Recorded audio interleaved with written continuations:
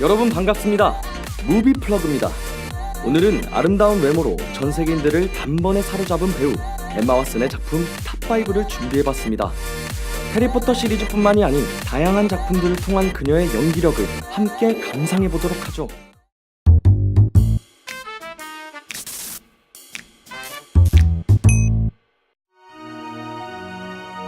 가장 먼저 소개해드릴 영화는 엠마 왓슨의 대표작 해리포터 시리즈입니다.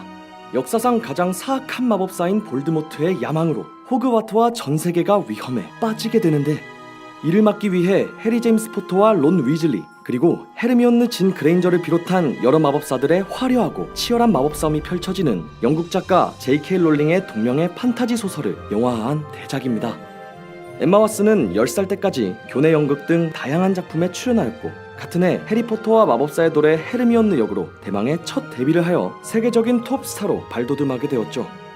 원작자 J.K. 롤링의 인터뷰에 의하면 헤르미온느는 어린 시절의 자신을 표현하는 캐릭터라고 하는데, 엠마 왓슨이 이를 잘 살렸다고 극찬하고 있습니다.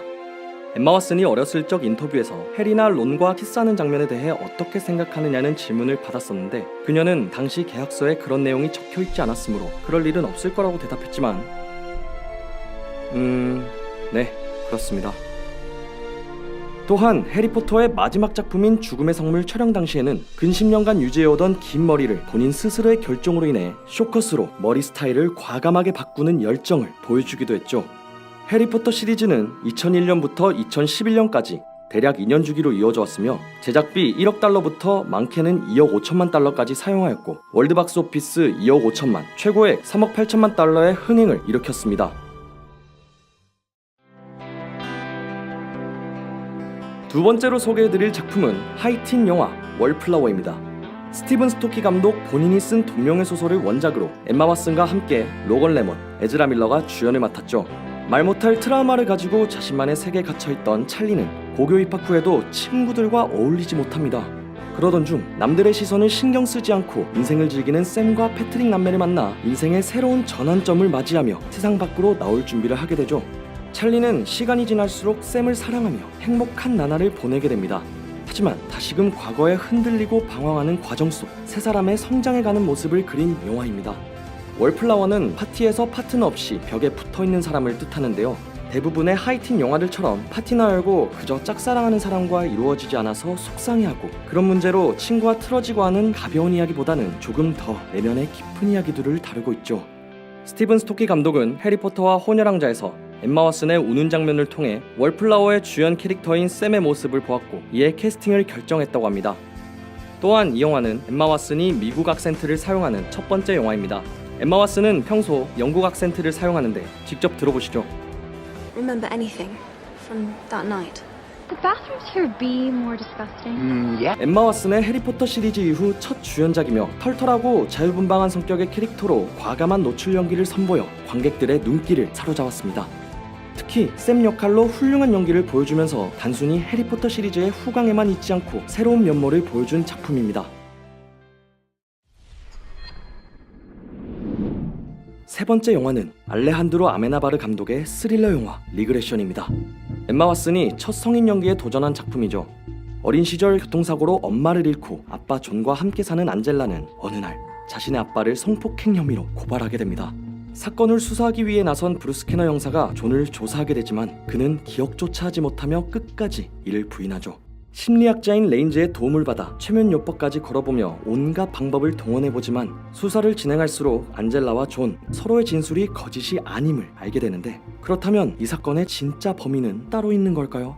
디아더스를 연출했던 아메나바르 감독의 이 영화는 1980년 미국의 작은 마을에서 일어난 악마 숭배와 학대 사건으로 전 세계를 미궁에 빠뜨린 실화입니다. 엠마 왓슨은 아역스타의 이미지를 벗고 스릴러 영화에 도전하여 성공적인 인기를 끌게 되고 연기 변신에 대한 호평을 받게 되죠. 이 씬에서 엠마 왓슨은 대역을 사용했지만 클로즈업된 얼굴조차 나오지 않기를 원했고, 그 결과 이 소녀의 얼굴은 흐리게 나오죠. 또한 함께 주연을 맡은 에단 호크와의 호흡도 잘 맞아떨어져 몰입도가 높은 스릴러 영화입니다.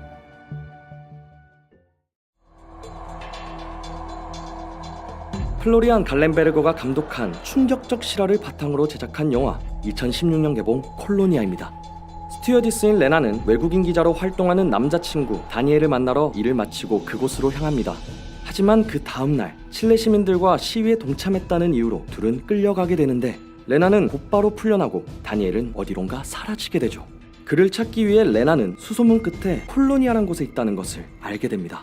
하지만 그곳은 독일인 폴 샤퍼의 지도 아래 집단 거주하며 자선 사업을 하는 종교단체로 위장한 피노체트 군정부를 위한 끔찍한 비밀 감옥이었죠. 그럼에도 레나는 다니엘을 구하기 위해 거침없이 콜로니아로 뛰어듭니다. 이 영화는 전 세계를 충격에 빠뜨린 칠레의 사이비 종교 집단이자 비밀 감옥인 콜로니아를 소재로 하고 있습니다. 엠마 왓슨은 사건에 휘말려서 남성의 도움을 필요로 하는 평범하고 힘없는 여성 캐릭터가 아니라 연인을 구하기 위해 직접 사건에 뛰어드는 점이 마음에 들어 출연하게 되었다고 하죠.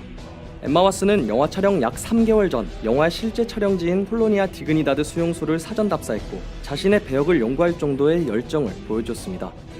그렇기에 엠마 왓슨의 팬이라면 절대 지나칠 수 없는 필수 영화입니다. 마지막으로 소개드릴 영화는 실사판 미녀와 야수입니다. 디즈니의 명작을 리메이크한 작품이며 엠마 왓슨이 벨을, 댄 스티븐스가 야수 역을 맡았죠. 늘 운명적인 사랑과 모험을 꿈꾸는 똑똑하고 아름다운 벨.